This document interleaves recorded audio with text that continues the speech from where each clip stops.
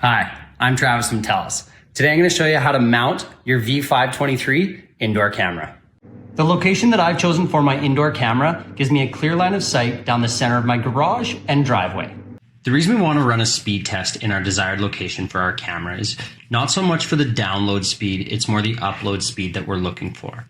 For each video device or camera that you have in your home, they require a minimum of 2.5 megabytes per second of upload. As you can see, we have plenty of upload for our desired location of the camera.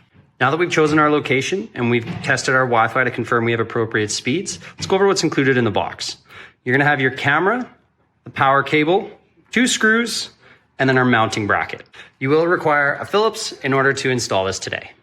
Where I've chosen to install my camera is about 8 feet above the ground, 3 feet above a power cable, and in the center of my garage.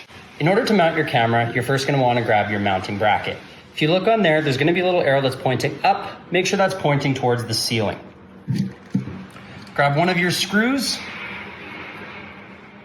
place it on the wall, place it in one of the 2 locations.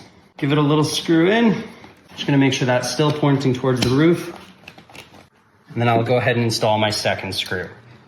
Don't worry if it's completely level, we can make some adjustments with the camera. Now that we have the bracket installed, the camera just clicks into place. You're just gonna start from the top, slide the camera right down, and it's gonna click right into place. Now that we've mounted it, take your power, connect those 2 together, and I'm gonna plug it into my power, which I have down below. This concludes how to mount your indoor V523 camera. Thanks for watching us at TELUS.